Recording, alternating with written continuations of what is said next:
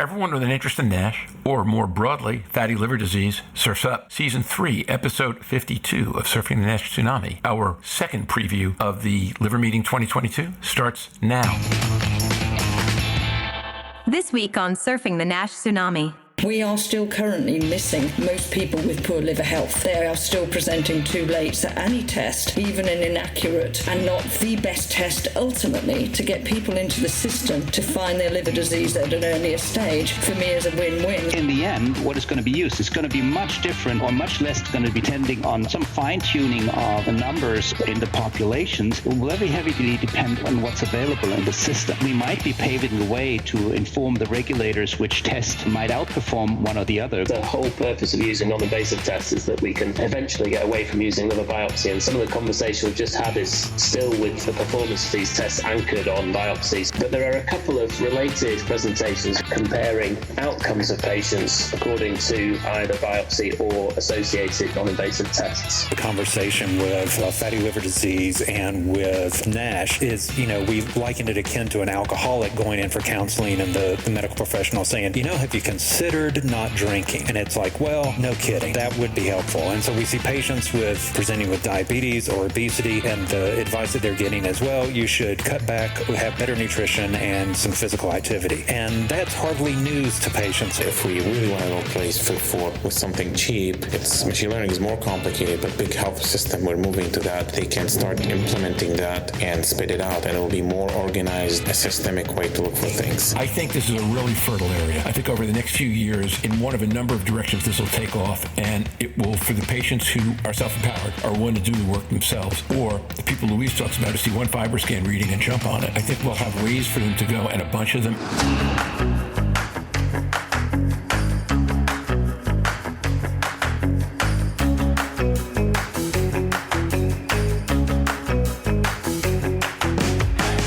Every week, a global community of fatty liver disease stakeholders comes together to explore the most important challenges in diagnosing, treating, and developing medications for patients with fatty liver diseases. Join hepatology researcher and key opinion leader Professor Jörn Schattenberg, liver wellness advocate Louise Campbell, pricing and forecasting guru Roger Green, and today's guests, hepatology researchers and key opinion leaders Professor Rowe and Dr. Mazen Noureddin, and patient advocate and Global Liver Institute Vice President of Liver Health Programs Jeff McIntyre, as they continue our preview of key presentations and posters from the upcoming Liver Meeting 2022, this week on Surfing the NASH Tsunami.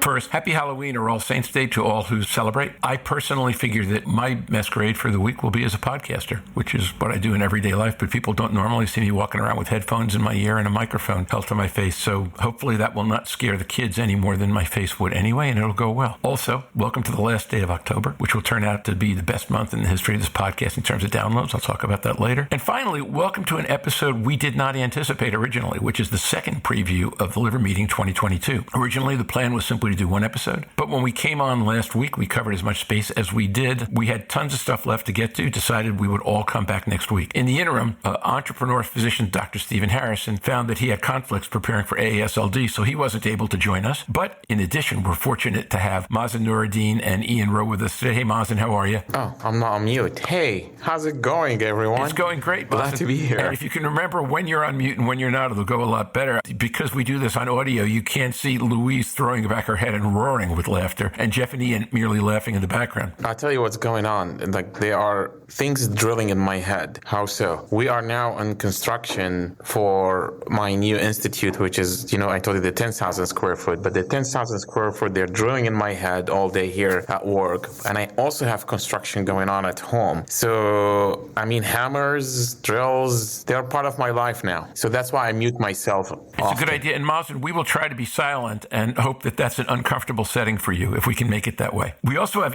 Rowe with us today. Ian, how are you? Very good. Thank you, Roger. Pleased to be here. Ian is really good. As we have it today, I think Newcastle sits fourth in the Premier League, which is, 5 slots up from Liverpool, Louise? Yes, it is. We're not playing particularly well. Yeah, and we will have you with us this week. Beyond that, Jeff is back, Jörn is back, Louise is with us, I'm back, and we have a hard stop 65 minutes from now for recording, so I'm just going to jump right in. Groundbreaker, one good thing, personal professional, that's happened in the past week. Please just make it one thing, either personal or professional. Brave one, go first. I'll jump in purely because I scored better on Quinta del Lago course, north and south, than I've ever done before. So I'm happy with my golf. It's not great, but it's improving.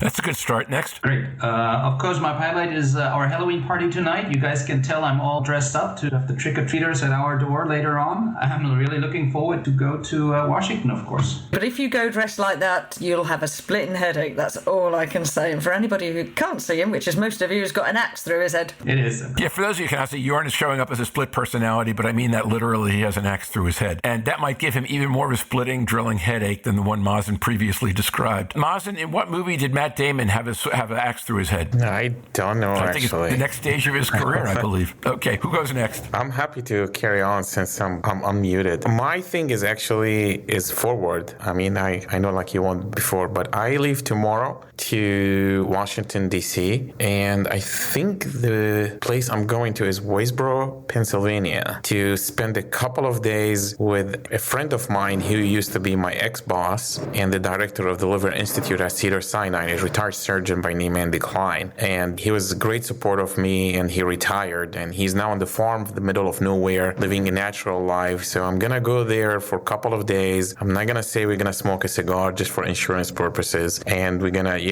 maybe play golf, do barbecues, and enjoy the cold weather, I guess, if it's cold. That sounds fantastic, Mazen. By the way, in Pennsylvania, if you're in the middle of nowhere, you could work for Geisinger also. You don't have to be completely off the grid. But good for you, and have a wonderful time, and we're looking forward to seeing you in D.C. over the weekend. I guess that leaves Ian and Jeff. Yeah, well, I'll go next. I guess a bit like Jörn, we had a Halloween party yesterday with my family, which was quite entertaining, although I have to say that the outfits were not nearly as good as Jörn's, which I'm rather disappointed he's taken off for the rest of the podcast. But we'll look out for it later. Jeff? In my attempt to preload and to do my, as marathoners would call it, to taper before the big event of AASLD this week in Washington, I headed out to West Virginia this past weekend and got my refreshment of amazing colors on fall leaves. We're just kind of at the back end out in West Virginia of the colors out there, but just really brilliant vistas of reds and oranges and yellows going out throughout the Canaan Valley area in West Virginia, and got my fulfillment of some campfire time and some beautiful leaves, and just kind of recharging before we go into this big event later this week at AASLD here in Washington. Jeff, as you pointed out last week, you probably need that because playing this event at home might be totally crazy, yeah?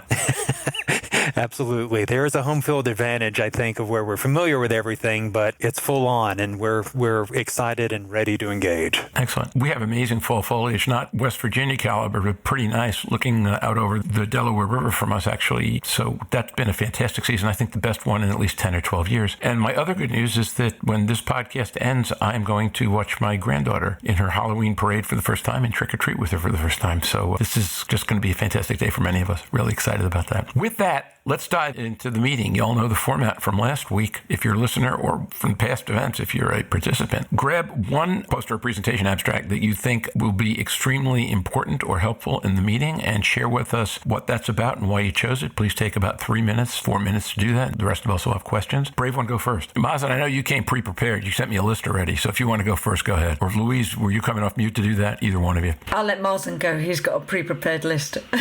Not really prepared list. I had two in mind. You're putting me on the spot, not being prepared, and I'm not prepared. This is a peer pressure, Roger. Anyways, let me start with the first one. I'm very sure it's being presented as oral. I don't know how much I want to spill the beans or not, but I want to invite people to come to that presentation. And it's a paper by Laurent Castera from France. And I had the honor to work with Laurent Castera in the last few months as AE for CGH. And what a great guy, what a great person to work with, and what a great researcher as well. So as you know, Laurent Castera is one of the thought leaders in non-invasive testing, and he has done a lot of that in the space of hepatitis C, in addition to a lot of work in hepatitis C, and he's now in the space of NASH doing what he does at best, NITs, and of course many other things. There has been recent literature comparing various scores of non-invasive tests to look at the NASH and F2 and higher, including MAST, MEFIB and MAST compared to FIB-4 and NAFLD fibrosis score. And I just want to say my opinion of this. I'm not sure if that comparison is necessary all the time to get that something is better than the other one, and it has 0.88 C-stat compared to 0.84 C-stat or area in the curve of both in the area under the curves of that. But anyways, if people want to look at that, Laurent comes from unbiased cohort that he is doing testing on all these tests rather than just having data polarized from certain tests like mine or another test somewhere else in the country. And in that abstract, he compares performance of FAST, MAST, and MEFIB, FIB-4 and NAFLD fibrosis score, which in my mind, again, it's not coming from the creators of these tests, and it's all have our biases, so I was glad to see it. In that cohort, actually, I really want people to look into the details and not just the area under the curve, and my colleagues here know that area under the curve is not the end of the world. There's sensitivity, specificity, MPV and PPV, as well as true classifications of each score, and people need to look beyond the just area under the curve, one figure, and make their conclusion, especially what they're using the test for. So again, I don't want to ruin the presentation, but basically in a quick snapshot of the table that he had in the abstract, there was FAST, MAST, MEFIB, FIB-4 and NAFLD fibrosis score. Again, to look at NASH and F2, you can train FIB-4 and NAFLD fibrosis scores to have a cutoff to do that, and we have done that before. And the area under the curve should not look at that only, but I'll start with that. It was very high for FAST 0.82, followed by MAST 0.79, and they were statistically not significant. Good news, because as you know, that FAST is, I think it's an evolving, emerging test and very helpful, especially as pre-screening for clinical trials, and it's the least costly compared to the MRI. MEFIB actually came much lower at 0.69, and they were both better than MEFIB in terms of the area under the curve, so it was good to see that literature coming from someone else, not from us, the creators of the scores. But I also want to highlight the PPVs, and MAST did the best, followed by the FAST score, and the least was actually the MEFIB. To me, I was quite excited about the gray zone that MAST showed, which was 20% compared to FAST and MEFIB that they were in the 44%. And to me, this is a huge, because if you have such a narrow indeterminate zone, you're going to do way less biopsies. And someone can look in the true classification, which in my mind, I think it's Aon is a very good statistician and researcher, and I think it's true positive plus true negative divided by the entire true. And I think they will come up, if you do it here, it'll do very well for MAST because of the low indeterminate zone and will save cost. It was good to see this data in the context of the recent literature. But at the end of the day, I wrote an editorial or letter to the editor recently for JHEP saying MEFIB, MAST, and FAST useful tools, not a competition. And it's good to have such tools that look at the targeted therapeutic population in NASH clinical trials, which eventually gonna translate into clinical practice. So I look forward to that presentation and invite people to attend it. And again, Castera is a brilliant researcher and speaker, so I look forward to his talk. Okay, so before anybody else comments, that is abstract number 97. It's going to be presented in parallel session 33, which is late Monday afternoon. If I read the calendar right, this one goes off at about 5:45 in the afternoon on Monday. I have some thoughts, but Mazen, last week, Stephen talked about Naeem Al-Khouri's paper on the AGA addressing how many false positives arose in F2, F3, and F4 in the resmetirom 2,000-person biopsy-proven population with FIB-4. And what we talked about at that point in time was that, and Jörn talked about this extensively, is that the use of FIB-4 is best as a primary screening tool frontline because it does a pretty good job on NPV, but a poor job on PPV. And I mentioned a couple of other posters that are being presented here that took a look at best ways to use that. Where I thought this paper was fantastic is in terms of looking at what do you do next? Because next, what you want is something with a high PPV and a narrow indeterminate zone. Because now you're talking about, you're in probably a hepatology practice and you're talking about an enriched population. So I had felt, in fact, I was going to talk about this paper today, except that you didn't. I've got plenty. This paper did a remarkably good job of taking a look at what do you want to do once you get in the clinic. And Jörn, I'd love your feedback on that because these are the points you were talking about last night, and I could have this dead wrong, but that was my reaction to it. Let me just make a quick comment. I don't mean to go first, but this is a very loaded question. And the screening in primary care, I think, in my mind, is different from what you use eventually in a specialty clinic. So and I think Jörn did a great presentation from the Madrigal data. I think it was in ESA, right, Jörn, on the FIB-4. I made it clear before I do have hesitations with the FIB-4 in general because of age cutoff, stuff, and it is performance on type 2 diabetes. However, I have to be very careful with the screening in primary care. I think it's a cheap test that is available, and I think it is the best thing at the current time. And I emphasize on the current time because people said we're done, we have FIB-4, just don't go beyond that. And by concept or science always moving. So if you have another way with a cheap test that you can screen with better MPVs, PPVs, area under the curve, yada yada, the overall accuracy, you should always be open-minded for that. Machine learning is evolving on that, and I don't want to go to that right now. The PPV with the MRIs are better than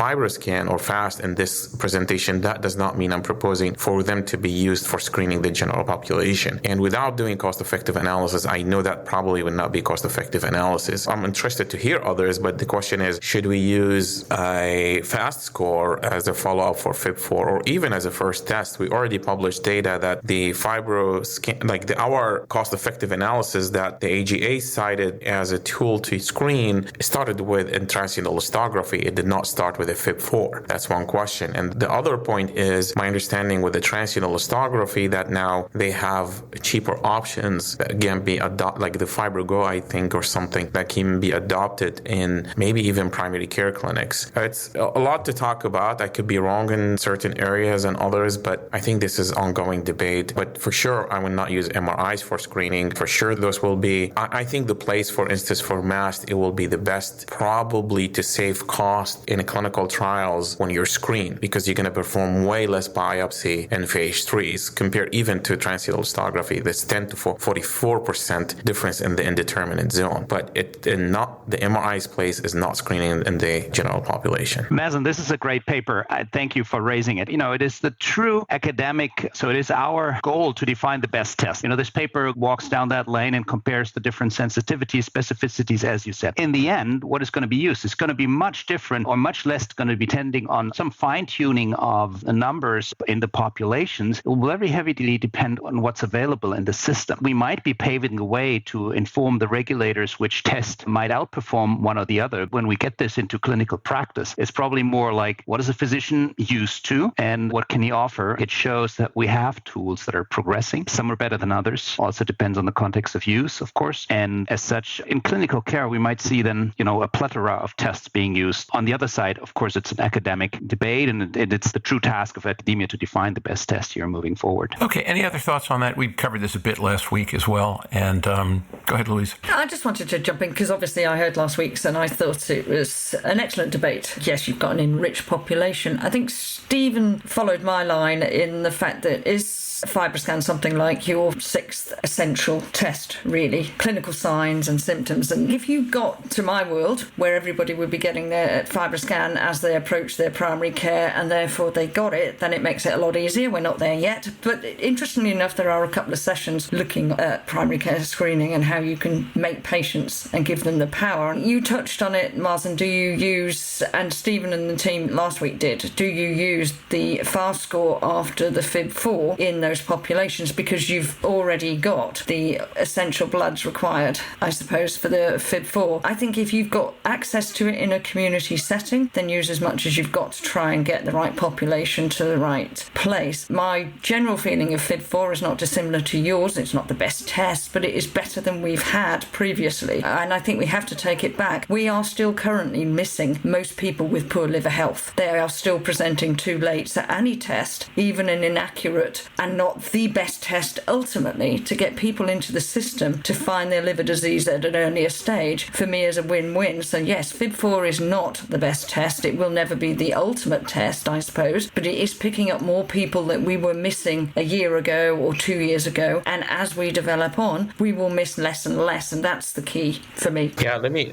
follow up quickly on that. I do like doing the FAST score after the FIB-4, the same algorithm, at least for now. The reason why the F3 is targeting F3 population, which in my mind, could be a bit late. And I would like to find the NASH and F2 and higher. Again, the cost-effective analysis that we based the study, or the AGA cited, that what we did, we started with transcranial elastography to look for the screening process, and we aimed for the F2s. So it will be already cost-effective if you start with the FAST score based on that analysis. And to me also, it will shape the thinking of when the patients get to the hepatologist, because because likely most of the fibro scans will be done there, and they will know that this is a patient probably is ready for pharmacological therapy at a certain point. I forgot to make my point about PPVs. And the PPVs, I want to remind everyone that it's highly dependent on the population. It's very much different in primary care compared to the secondary setting. It can change significantly. I'll give you an example here. The MEFIB that had very, very, very, very high MEFIB PPV in the publication, and it did way less in Professor Castera's paper, and the other two scores did way better. So again, PPV can change not just the actual accuracy of the test, but also it's based on the population and how enriched they are with the at-risk patients. Ian, if you've got something you'd like to share, why don't you go next, since you were not with us last week also? Yeah, thanks, Roger. And I guess I want to move this conversation beyond biopsies. I mean, I guess the whole purpose of using non-invasive tests is that we can eventually get away from using liver biopsy. And some of the conversation we've just had is still with the performance of these tests anchored on biopsy, so the identification of F3 or F4 or maybe even F2. But there are a couple of related presentations, one an oral presentation and the other a poster looking at more details about comparing outcomes of patients according to either biopsy or associated non-invasive tests. So the first of those is presentation number 9, the prognostic value of non-invasive tests in patients with NAFLD, which is individual patient data analysis of just over 1,700 patients, where they've all had liver biopsy, FIB-4, NAFLD fibrosis score, and transient elastography. And they present data on outcomes, which I think we would all agree is the most relevant thing, both for the selection of patients for follow-up in secondary care, but also for selection for pharmacological therapy. And they look at the incidence of critical outcomes, so decompensation, the development of HCC, liver-related death, liver transplantation, or MELD score 15 or greater. And the curves for each of those disease-free survival type analyses looks really very similar, regardless of whether you're stratified by histology, F0, F1, F2, F3, and then F4, or whether it's FIB-4 less than 1.3 up to 2.67 or over 2.67, same for transient elastography. And this is really in keeping with a lot of the already published literature on the use of these tests from a prognostic perspective. And I think it gives colour to the conversation we were just having about identification of patients for treatment and indeed follow-up in secondary care. So that's certainly a presentation to watch. And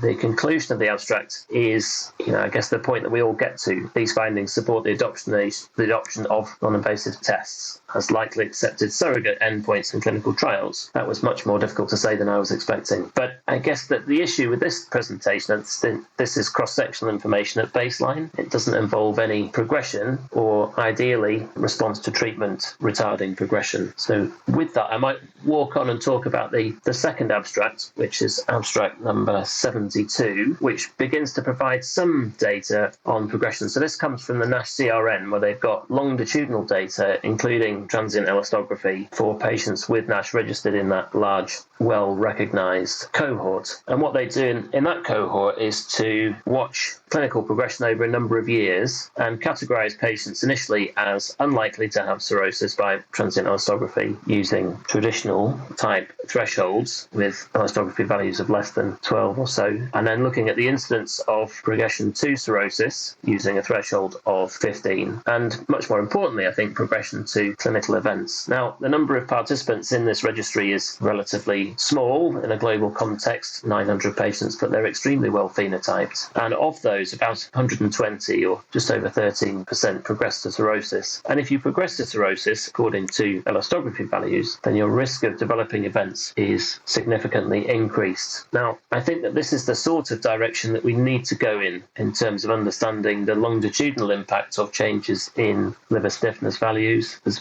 relatively little in the published literature. There's one study that I'm familiar with coming from one of the Italian groups, which is probably the best well-known of those. But this really is where we've got to get to, and because we continue to collect non-invasive test data, then this is where we'll come to, which is understanding how longitudinal changes impact outcomes, and I think that's all where we want to get to. I can jump into this to support this strongly. I think Ian just hit on the nail that outcomes is the most important probably thing that we should look at with non-invasive testing and to move away from the liver biopsy. And those data are what is the FDA and the EMA looking for for to design their phase 3 studies based on liver biopsies. I like the large sample, although as you said, Dan, it's like 900 patients. The progression to cirrhosis is important. I wonder how valid is that to go to 15. I take it. I think it is valid. And they had a good number there based on that. And I'm sure like the number of events trickle down as you go to like much harder one, like ascites and all this, which again, I want to point out to people that this is a disease in general, so prevalent and with a low outcome, but because it's so prevalent, that's what the importance of the looking at these outcomes in such a large population. We also actually, not to advertise for what we were doing, we had a big focus on outcomes in this meeting, and we do have an oral on the Agile-3 and Agile-4 from 700 patients that we're going to present, I think, Monday morning or Monday afternoon, that we looked at outcomes using Agile-3 and Agile-4. And we had 700 patients, but unfortunately we did not have as many events where they were in the 20s, if I remember correctly. I need to go back and look, and this is the nature of a single center and the NASH in general, but the CSTAT were super high, and we had one on MAST score that the population was much smaller, but also it predicted outcomes very well. So I echo Ian's, and I think we really need to look at how outcomes change, in particular longitudinally. And I would like also to start seeing which the FDA wants to see the other way around, not worsening lead to worsening, but rather improvement, and how much improvement. Because they're going to ask, and I'm sorry to put this analogy, this is the first thing come in mind, what is 2 logs drop in viral load lead to, or having RVR? Again, I'm sorry, I don't mean to cause flashbacks, but this is first come to mind. They gave this HIV example for NITs and NAFLD, and I would like to understand how many KPAs on MRE or FibroScan I need to factor in my primary outcome eventually in phase 3 study. Is it 2? Is it 3? And should I combine with ALT? And we can open that conversation forever. Okay, so just before we go on with the conversation, a couple of codas on Ian. The first talk that Ian described, number 9, that's part of the same presidential plenary session on Sunday morning as Daniel Huang's presentation that Jörn talked about last week. And the second paper, number 72, is part of session 28, which is, I think, from 2 to 3:30 on Monday afternoon, if memory serves me correctly. With that, go on. Other comments? Or do we move on? Roger, quick one from my side. Let me see it. I was looking at Parallel 12, NASH Therapeutics and Omics, and this is really a great session. I don't want to go into the medical treatment here. One abstract I really liked was by Jonathan Stein from Penn State, and he's been doing some interesting studies in terms of physical activity and getting people to enroll in clinical trials in this arena. And now they present a small trial, randomized 16 weeks, comparing a mobile health app with lifestyle intervention for 16 weeks in patients with obesity, mainly as far as I can say, and NASH also. And they're looking at some endpoints, not so much efficacy, but also the weekly engagement of the app. They had a threshold that was defined. They had 70% of the population meet that weekly engagement threshold. And in that group, you had more weight loss. It was 5.3 kilograms versus 1 kilogram in the standard of care arm. So I thought that was a neat way to actually show how engagement can be done at multiple levels. This is through a mobile app, can help those patients to stay focused and achieve their weight goal changes. And it reminds us that we really have to help our patients to achieve the goals that in busy clinics we normally just call out to them and then let them take their own shot at it, I guess. So, Jeff, I see from the smile on your face that we're getting into your neighborhood. Why don't you go ahead? Oh, notably, Jörn, you're killing me, man. You stole my abstract I was going to preach truth and gospel about. You should go put that knife back in your head, I think. Holy cow, that was something. Yeah, I agree with you. Oh my God, Jeff is so pissed at It's all right. Mazen, you always come on this podcast and say that you want to bring real emotion, and then real emotion comes up and you go, oh my gosh. You go ahead, Jeff. But this was like a real emotion. Anyway, sorry for that.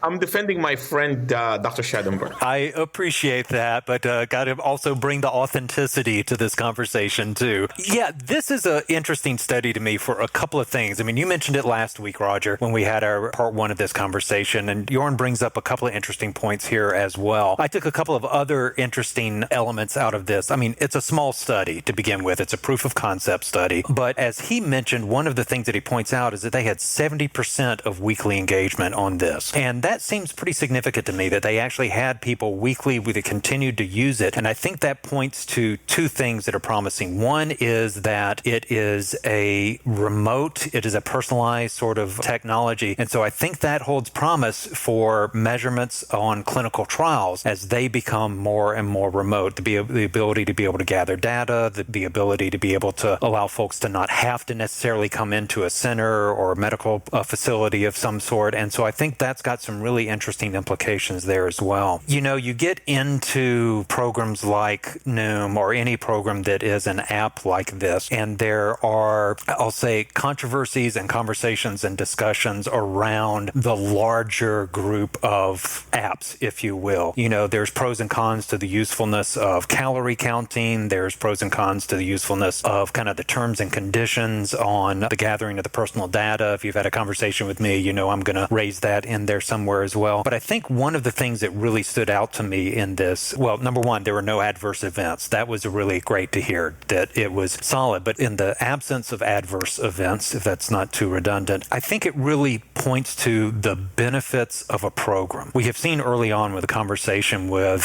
fatty liver disease and with NASH is, you know, we liken it akin to an alcoholic going in for counseling and the medical professional saying, you know, have you considered not drinking? And it's like, well, no kidding. That would be helpful. And so we see patients presenting with diabetes or obesity, and the advice that they're getting is, well, you should cut back, have better nutrition and some physical activity. And that's hardly news to patients on that. The question is not whether to do that, it's how to do it and how to do it knowledgeably. And you almost need a coach, and there are plenty of like fitness coaches, which is a bad name for that. But I think one of the things that these apps represent outside of the controversies, however it's accomplished about calorie counting or whatever, is that it prescribes a program. It allows patients to be able to measure A, B, and C by day, by meal, by afternoon, by steps, whatever it takes to be able to do. And I think that's the real promise in this. I just had a conversation with an individual who was just diagnosed a couple of months ago with what he called the NAFLD. He wasn't really sure how to approach it. He said he had given up fast food, which for him was a huge sacrifice to be able to do, but then his weight bounced back because he had made up from it from, you know, probably eating too many sugars and too many carbs based on his opinion of that. And so he was just kind of lost in the jungle and the morass of kind of what to do. And I think that's one of the things that is promising about these apps that Dr. Stein, you know, he's focused on Noom in this and does a lot of good work. But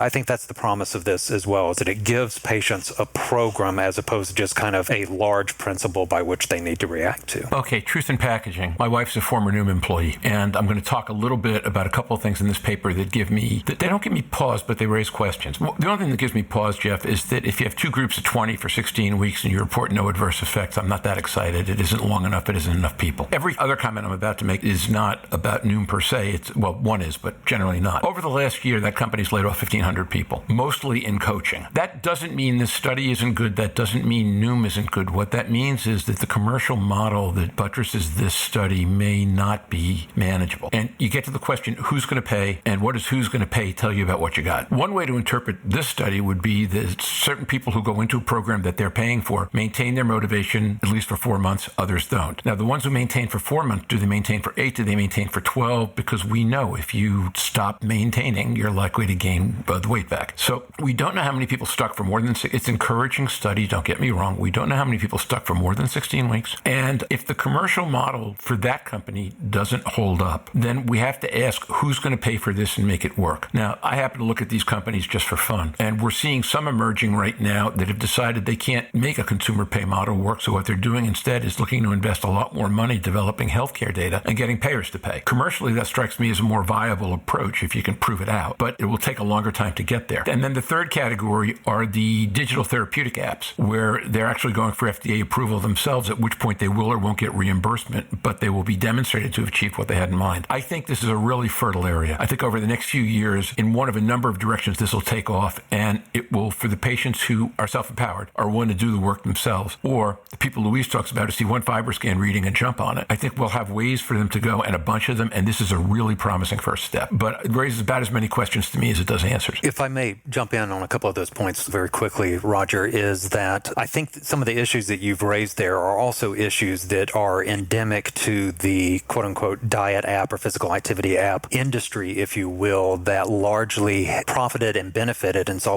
a huge rise during the height of COVID and all of us being trapped inside as well. People were more focused on what they could do individually. And so we've seen kind of a lessening across all of those apps, whether it's Garmin, like I've got on their specific apps, Map My Fitness, Strava, any of the other apps we've seen. We have seen that dive happen everywhere. When you talk about Noom releasing a lot of their coaches, there was kind of a boom for those, and now there's a bit of a constriction across the industry for many of those apps as well. Your point about whether people maintain is the grand question with all of these apps. It's related to the calorie counting controversy as well. I think it plays more to my point, which is that people will profit from a program better than they will without a program. And we see that in terms of health. We see that in terms of fitness. If you can maintain, and there are plenty of other areas where this comes into as example, that if you have a program to stick to, then, and if you have a coach specifically, then you're more likely to be successful and more likely to hit those goals, whatever they are, whether they're fitness or weight loss or whatever it is. And so I still see some promise in this. I think, frankly, if there had been an adverse effect with an app, that would have been very alarming. It's not necessarily notable that there's no adverse effects. There's no real adverse effect from me wearing my Garmin. If there had been, that would be quite alarming. But I think that they point out that, hey, this is, by saying there's no adverse effects, that there is a lot of potential here as well and needs to be explored.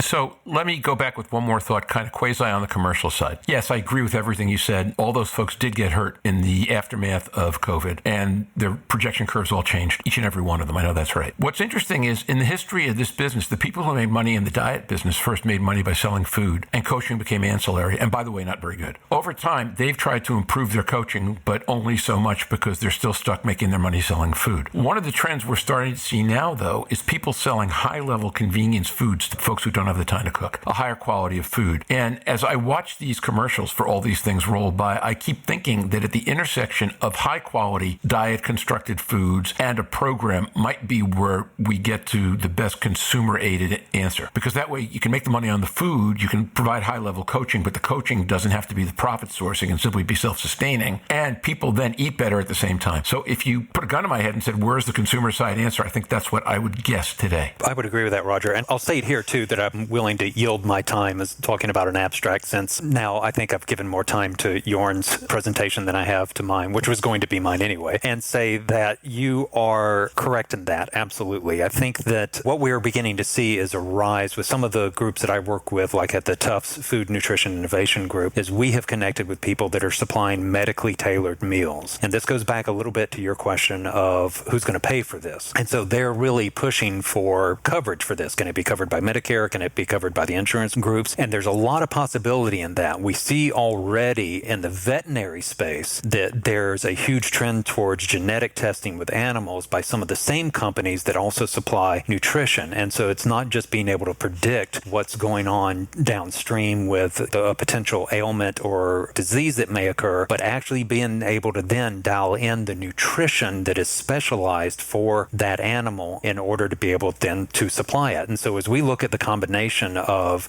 our awareness of kind of medical information as it may apply to nutrition, there is a day down the road where we can see the combination of these apps with medically tailored meals to be able to better support patients in their goal for whatever they're trying to achieve. Okay, any other comments on this one? I didn't do any of my own last week, so I do want to do one, and we haven't heard from Louise yet except a couple of comments, so go ahead. Well, I'm just going to jump in on there just slightly. If you go to a safari park, for example, bring up your animals, they have a tailored diet with exercise programs. They are way, way more ahead. What we also have to take this back to, most people using these apps currently have NAFLD, they have NASH, they have cardiovascular disease, type 2 diabetes. The problem is they actually don't know they've got NAFLD and NASH. So they are trying, they are doing it. And the one thing about these studies, and most of the studies that we look at, not one volition assessment is made on these patients. Now, there are tools to assess somebody's volition. The higher your volition going in, the more likely you are to achieve the outcome. Yet we don't look at it in clinical trials. Is that the placebo group? Is there anything? So we are missing metrics that could be beneficial to targeting the right people with different approaches, exactly pertaining to this type of app. But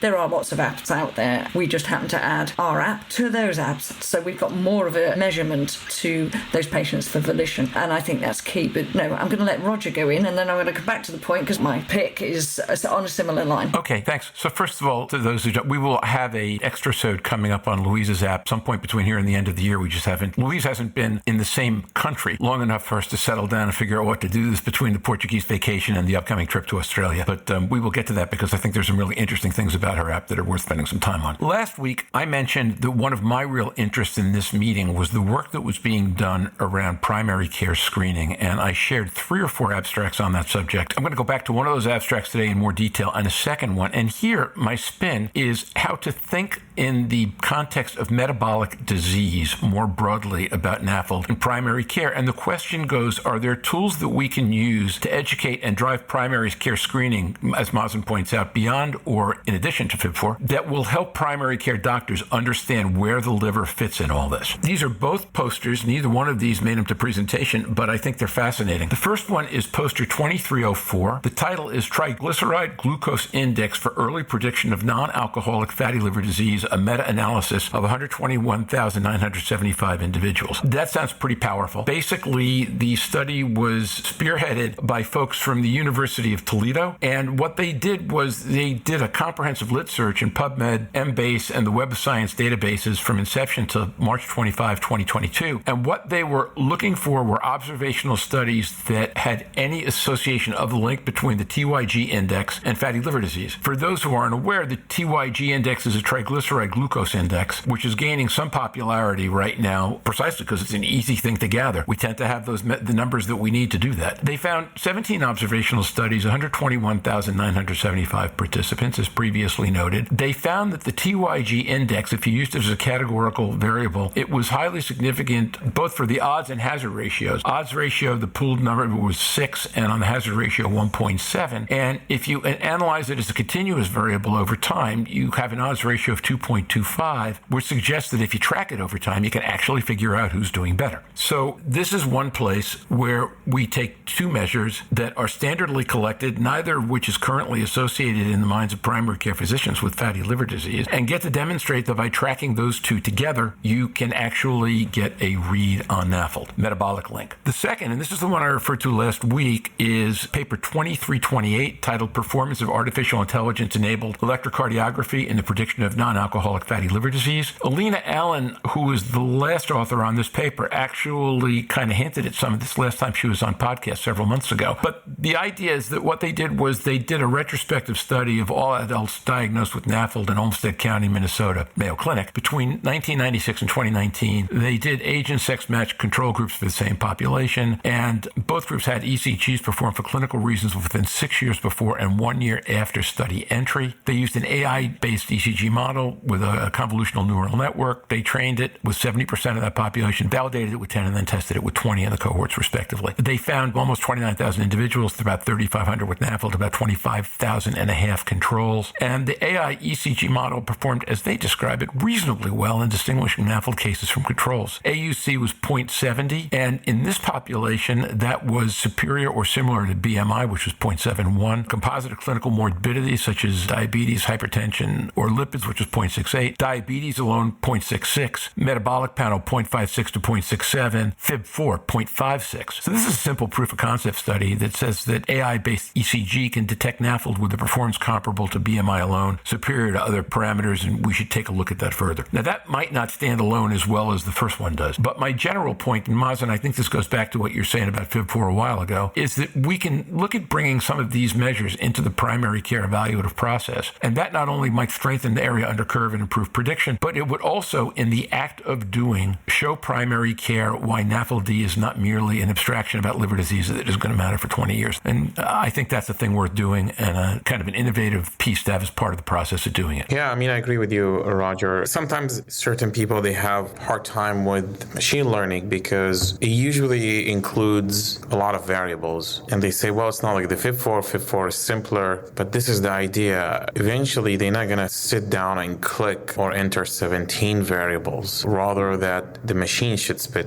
these things out for them. And they probably need it to achieve as such accuracy as imaging or biopsy. Again, we're comparing to biopsy, which is not a great comparison, but those are probably needed. So in my mind, the best probably machine learning models will just include the cheapest demographics and and blood tests. Nothing specialized, no machines, no imaging. If we really want to replace FIB-4 with something cheap, machine learning is more complicated, but big health system, we're moving to that. They can start implementing that and spit it out, and it will be more organized, a systemic way to look for things. That's how I see it in my mind. That's a good point, and it follows up, Mazen, with that abstract you presented on the accuracy of the NITs, and I think that's where I wanted to go to. We'll need a dynamic way to identify patients and refer them according to what we have in the respective system, what works, and then dynamic AI algorithm might be a very good way forward to achieve that goal. Okay, other thoughts? We're kind of getting towards wind down time, but go ahead, Ian. So I've got a series of interrelated thoughts about the last three abstracts now. I guess my thoughts about those ones is we should probably try and put as few barriers in the way for primary care as possible. And I agree with Mazen that using commonly available, frequently measured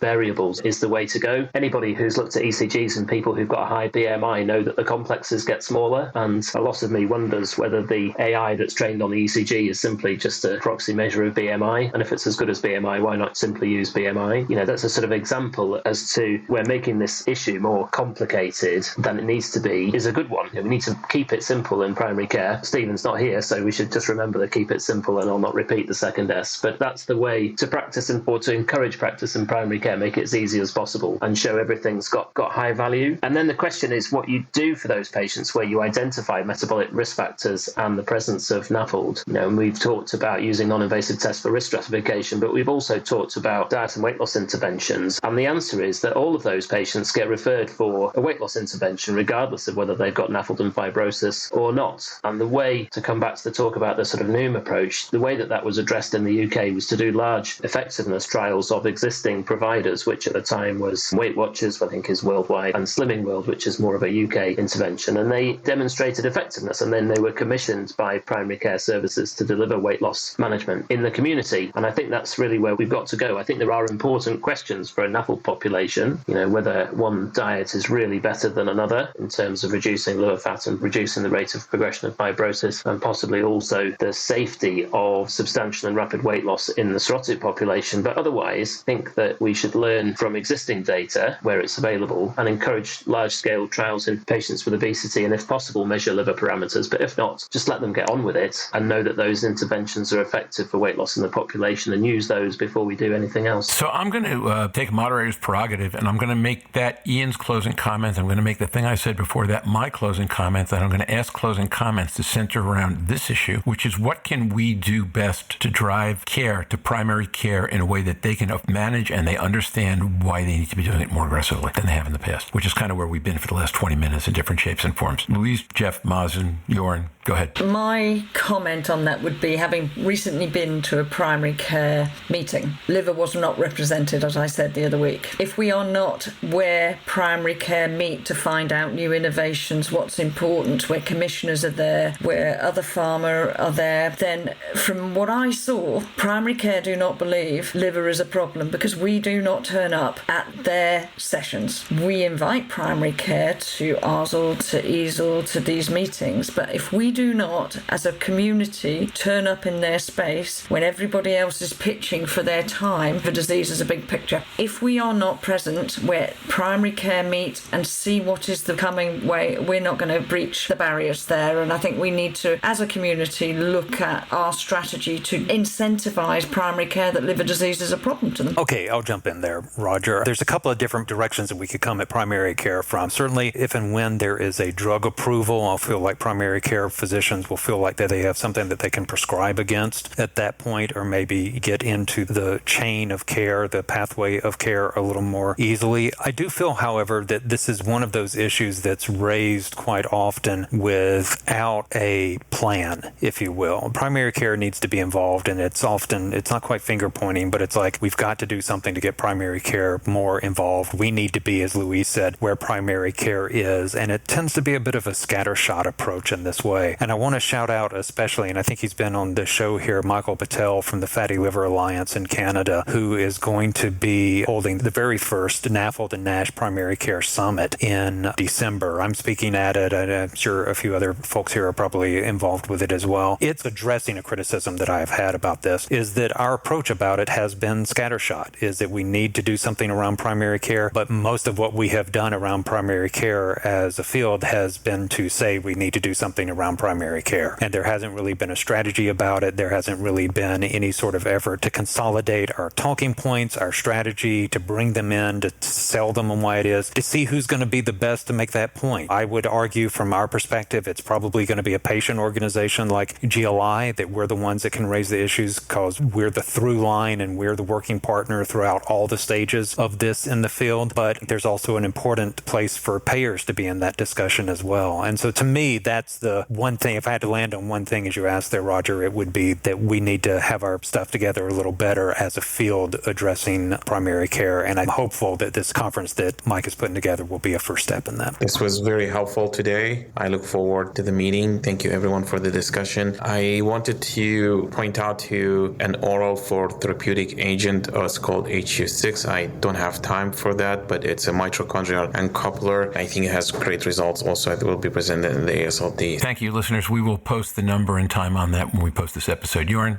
closing comment? I think we've deliberately left out the therapeutic sessions a little bit because we've covered them earlier. The last abstracts we reviewed on natural history and NITs is so exciting. We're linking that to outcomes even more now. There was a lot of data on that in EASL, and Jeff, Ian, and Louise pointed out that's crucial. And I agree with Jeff that we have to engage those outside of our field to really be able to provide liver health at a level that's meaningful for the society, because we can do so much and define optimal cutoffs for an MRE-based test, but that's not going to reach the patient in any time soon. So we really need to raise awareness and define a pathway using something that's applicable in the respective system. Thanks, Jörn. So with that, let me wrap this up. As several of us have pointed out, you really need to take the last 3 episodes as a whole. 3 episodes ago talked about late breakers for this presentation, this meeting. They're about therapeutics. There's a bunch more therapeutics in the meeting, exciting drugs in development and more work. And then these last 2 have talked about everything else we've got to do besides simply bring drugs to market to make it work in terms of treating this disease and getting ahead of the pandemic. We're recording live episodes next week on Monday and Tuesday before the events start. Get them out sometimes during the day. Some of these folks will be with us for one or both of those, and I will be here for both of those. So with that, let me wish everybody a good day. I'll be back and do the business report a little later. Thanks, everybody, for joining. Bye-bye now.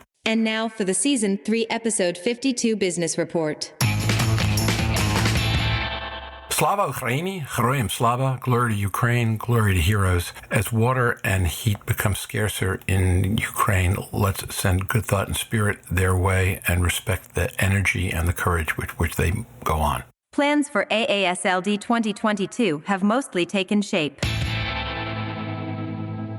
If you're even a little like me, a serious fanboy for progress in screening, diagnosing, and treating fatty liver disease, you have to be really excited about the Liver Meeting 22. Consider the last 3 episodes as a 3-part arc. Part 1, which people are now describing to me as the wow episode, discussed exciting drug late breakers without even touching on Aaron Sanyal's late breaker promising a completely different way of looking at the results for Regenerate trial and for obeticholic acid. Part 2 was 1 part primary care screening, 1 part patient activism, and 1 part impact of diabetes and, implicitly, metabolic disease on fibrosis progression. Part 3, what you just heard, returns to the first-line primary care screening through a completely different window, expands on last week's discussion on what to do in specialty clinics, and looks in depth at patient behavioral support as a pivotal element in long-term therapy. Okay, I'll stop being breathless about these meetings. We will record live sessions Monday and Tuesday morning at 7 a.m. Eastern Daylight Time, with the goal of turning them around within 6 hours, perhaps midday for the U.S., but evening in Europe, Africa, and South Asia. In addition to Jörn and me, we hope to have Louise, Manal Abdulmalik, Naeem Al-Khoury, and Scott Friedman with us on Monday. And as Louise flies to Australia,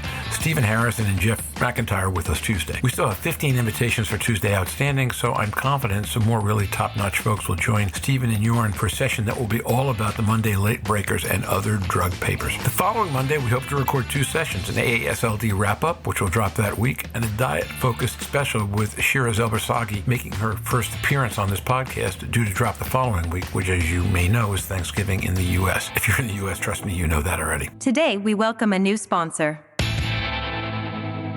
Next week, Inventiva Pharma joins the role of Surfing Nash sponsors. They are sponsoring a live episode at AASLD and an accompanying interview with Inventiva Pharma Chief Medical Officer Michael Corman and Stephen Harrison and me asking questions. The interview provides some information you may not already have on Inventiva as a company and walks through the major elements of the lanifibranor trial strategy, starting with results from the Phase 2b NATIVE study and going through the plan for the Phase 3 NATIVE 3 study and the combination LEGEND study that Naeem Al-Khoury discussed on this podcast a few weeks back. Our best quarter ever was just followed by our best month ever. So, two of our stretch goals for 2022 were a quarter with 25,000 downloads and a month with 9,000. Quarter 3 just missed the quarterly target. From July 1st through September 30th, Buzzsprout reported 24,924 downloads. If we increase that total by a little less than 6 downloads a week, and you hit 25,000, which is why October is so exciting for us. As the month comes to a close, we've totaled 9,299 downloads, which is one short of 300 a day, and way more than we achieved in July of last year. In the third quarter, August and September slumped off. November and December slump off at the same rate. We'll be well over 9,000, and given that we've got AASLD this month and lots of cool stuff in December, there's no reason to expect that. So we expect to end this year with our strongest month ever and our strongest quarter ever, thus setting the stage for a bang in 2023. Oh, by the way, we just cleared 106,000 downloads. This week, our Vault episode takes another look back at the Liver Meeting 2021. Last week, we replayed Season 2, Episode 57.4, our last piece of coverage for the Liver Meeting 2021. This one, we are replaying Episode 57.2, another piece of the 2021 AASLD wrap-up. This conversation focused on how to use various forms of testing, genomics, and trial design to move beyond the biopsy. In contrast, the discussion on NITs this year, and we've heard a bunch of that in the last 2 weeks and will in the dailies, seem to focus less on supplanting biopsy, which is still the goal, and more on screening patients either into specialty clinics or clinical trials, and then measuring progress. Okay, with that, I'm off. Thanks to the crew, Jake, Magic Mike, Eric, Steve, pushing this episode out, and thanks in advance for all the work everyone will do next week, starting with Eric putting out promotion for AASLD on Thursday. I'm going to be excited to be there, and I'm sure you'll be excited to witness it as well. So we're all looking forward to AASLD, and until then, stay safe, surf on, and we'll see you again next week from Washington, D.C. Bye-bye now.